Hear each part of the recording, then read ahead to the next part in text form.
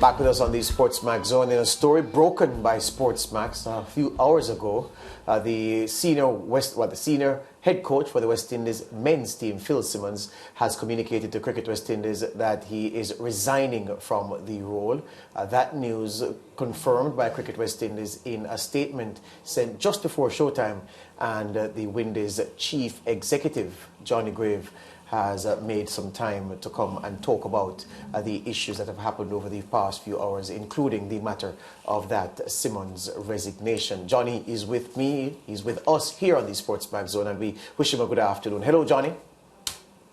Hi, George. How are you? Are you okay? Are you well?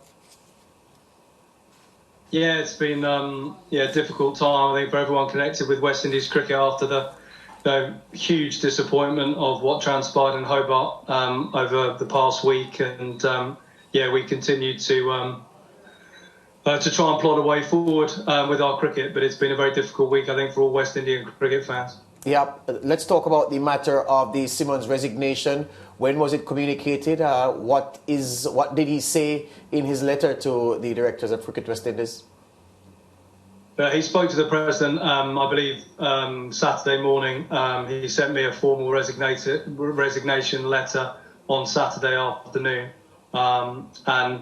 He expressed his huge disappointment with what transpired in Australia during those three matches in Hobart, and said that he was basically fulfilling a contractual obligation to give 12 weeks notice. Yeah. Did he express in whether his discussion with the Cricket West Indies president or yourself in the letter that he sent to you any particular reason at this time, apart from being disappointed with what happened at the World Cup? Did he say anything else? Did he pinpoint anything relating to the World Cup, outside of the World Cup, that would have caused him to hand in his chips at this time? No, not at all. He was, as I say, hurting, I think, as a proud West Indian. He was, extremely emotional when I spoke to him in terms of his sheer disappointment of what had transpired, and that he didn't really have the answers for it, because we put together the plan for this World Cup as soon as the last one finished. And I think, as the stats will show, I think we played more T20 cricket since the last World Cup than any other team outside of India and Pakistan, and the players had just come off a Caribbean Premier League, and therefore had been playing T20 cricket with a real focus on that format of the game, and he couldn't really pin down the disappointment or the reason for such disappointing performances. Yeah, you said he was emotional. Was he emotional at the fact of the poor performances, or the fact that he couldn't have any effect on the performances the boys put down? I think probably a bit of both, but mainly disappointment that he was handing in his resignation, and overwhelming disappointment with the performances, that we hadn't made it through to that second round and done better in the World Cup, which he knows is ultimately what every West Indian fan wanted. Johnny, do you expect similar news, more resignations coming soon? Look, I think it's going to be a two-week period now where everyone, including West Indies fans, but particularly the coaching team and the players involved in that World Cup, have got to reflect and get over their enormous disappointment. It's not often that you will go to a World Cup to represent your region, your country, and a few players have that opportunity in their careers, and our players have effectively blown that opportunity in this recent one. So I think there will be a lot of soul searching in the next 2 weeks. I think the only advantage is on the schedule. We're not due to play any white ball international cricket until the end of March, when we go to South Africa. So the focus now can be on the Test series that we've got upcoming. We're coming off the back of 2 Test series victories against England and Bangladesh. So hopefully the change in format and this short break of 2 weeks will give everyone time to reflect and refresh and go forward with the challenge, which is probably the hardest test match challenge you can get, and a Test series against Australia in their own backyard. But it's one, as I said, we're coming off the back of 2 Test series victories, and it'll be Phil's last engagement.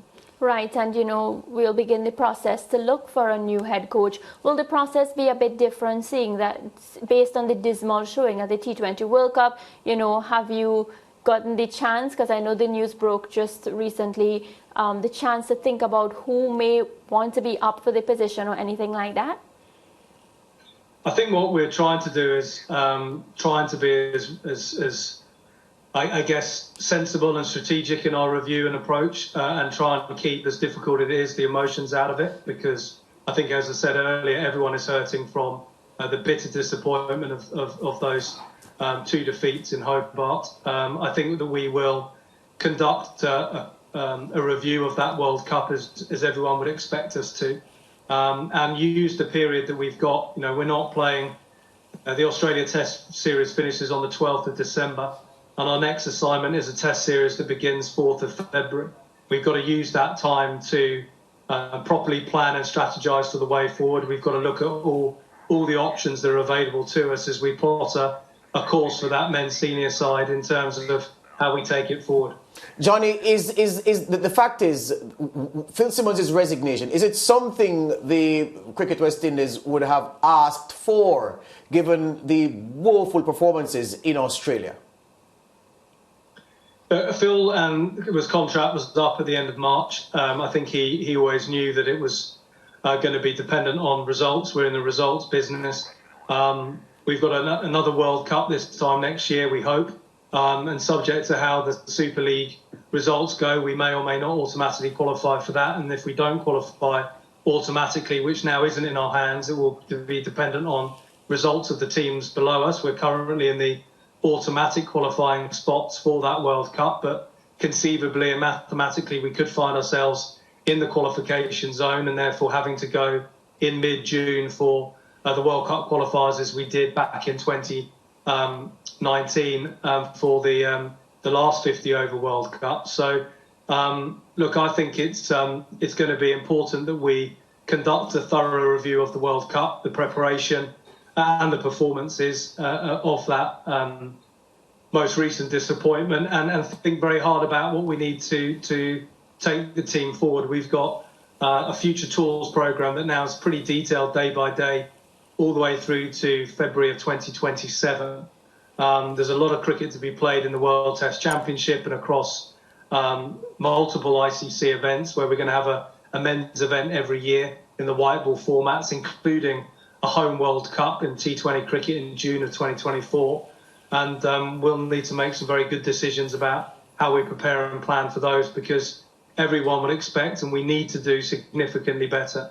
But Johnny, given how emotional Phil was when admitting to the shortcomings of the team and him lacking the powers to influence the team to perform better, and given the very, very strident statement issued by Ricky Skerritt in the wake of that World Cup exit, isn't it fair for a reasonable fan of cricket in the Caribbean to expect that, as good managers, Cricket West Indies, seeing what happened in Australia, would have asked Phil to step down given those results? Yeah, look, I think we were always going to conduct the review, and the outcomes of that review would have been followed and implemented. We can't guess what that would have been if Phil hadn't resigned, but obviously Phil did resign very quickly after the aftermath, as he intimated in his quote. I think it's something that he has been considering for a while in terms of, I guess, his energy. We've seen that COVID period, particularly, where we played more cricket than anyone else in the world during what was unprecedented conditions, back-to-back biosecure bubbles, not being able to leave dressing rooms and cricket grounds. I think that would have taken its toll on every management group involved in world cricket, and many of those have changed as we come out of COVID. So I don't know what the outcome would have been of the review, or whether what decisions would have been made. All I know is that Phil has resigned. Yeah. Without resignations being accepted, and we have options now. But Johnny, we've seen other teams, George, split the coaching role between the white ball teams and the red ball teams, and I think that we have to look at all options and make the best possible decisions. I think the split is something I would support. But here's the thing, Johnny. You said that that Phil spoke with Ricky Skerritt on Saturday, and then of course wrote to you on Saturday afternoon. Did that conversation between Phil and Ricky happen? Phil called Ricky, or did Ricky call Phil to speak about what happened, at the World Cup? My understanding was that Phil called Ricky and explained that he was going to resign as his position of head coach, and then, as would be normal practice, he followed that up as per his contract with a written resignation, formal resignation letter to me that I received on Saturday afternoon. By virtue of resigning, we know how standard form contracts go when one party breaks it. If the employer breaks it by firing the employee, there's a payment to be made. Is there something due to Phil Simmons at the end of that notice period, given that he resigned the post and he was not sacked? Is there a payout that he would be due? No, there would just be the ending of the contractual term. So, no, on the end of his final engagement against Australia, no, there wouldn't be any payout.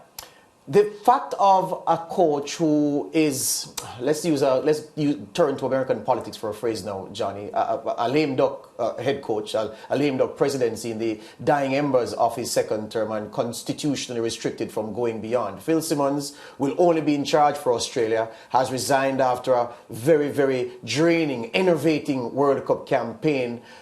The effect that will have on the team for a very important assignment, as you've noted, against the toughest team in world cricket, in Test cricket, Australia, notwithstanding New Zealand status. But the point is, to have a man like that in place, was there no consideration given to having an interim head coach to remove Phil from this process, given that he's still grieving over the World Cup debacle? I think that was an important consideration that certainly I wanted, and I know the board of directors wanted too, which was, does Phil have the desire, the appetite and the energy still to lead the team in the Test series? Does he still have the full support of the director of cricket, Jimmy Adams, in that assignment? And just as importantly, does he have the support of our Test captain, Craig Brathwaite? And Jimmy Adams, our director of cricket, spoke to Phil about his motivation and energy and appetite to go and do that final assignment.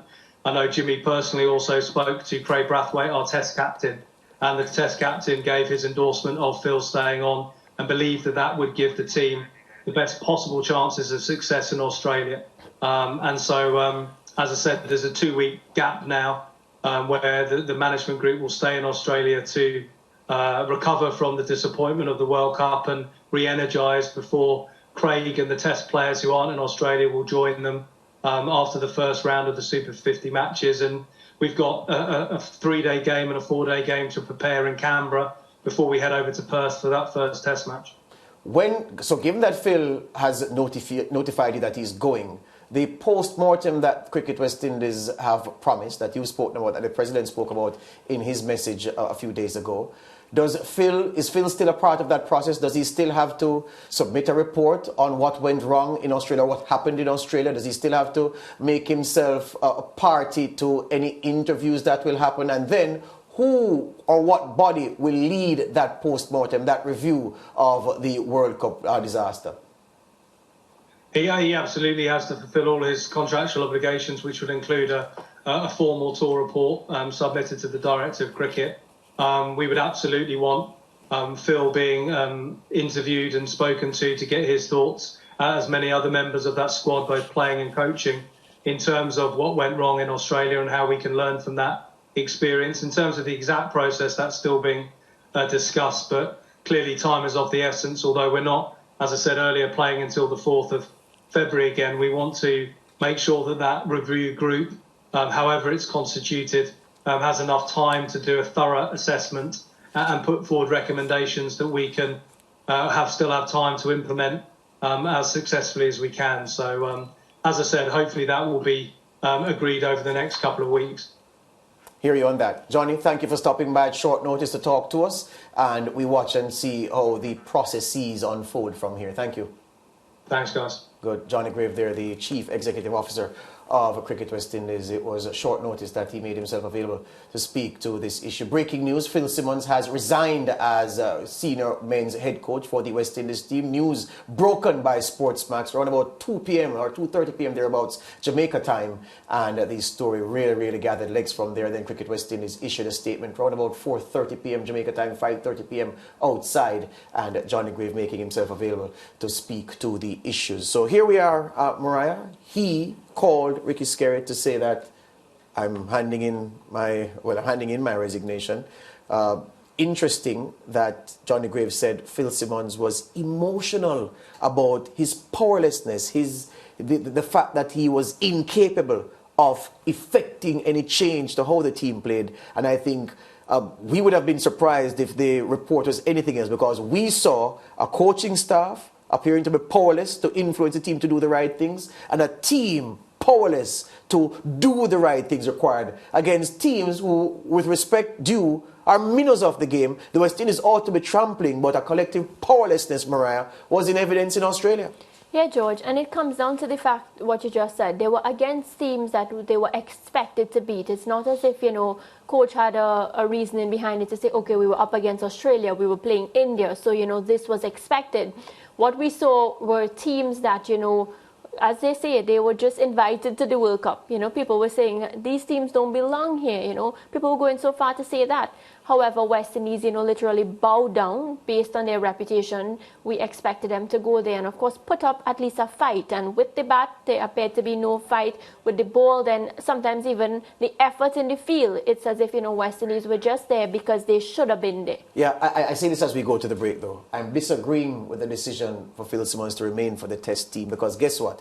Cricket West Indies, I think, missed the chance to act, because by virtue of consulting Jimmy Adams to see if he wanted him to remain as coach for the Australia Test series, by consulting Craig Brathwaite to see if Craig wanted him to stay. Now you're putting those gentlemen in the firing line for it to be said, well, he didn't stay on for Australia because Craig didn't want him, or he didn't stay on for Australia because Jimmy Adams didn't want him. I think Phil Simmons, as a coach of this West Indies team, is a broken man, and he ought to have been told, thank you very much, we'll take your resignation effective now, an interim coach be put in charge for the Australia Test series, and we move forward with that. This arrangement benefits nobody. It doesn't benefit Phil, and it certainly doesn't benefit the players who will be called up for Test duties.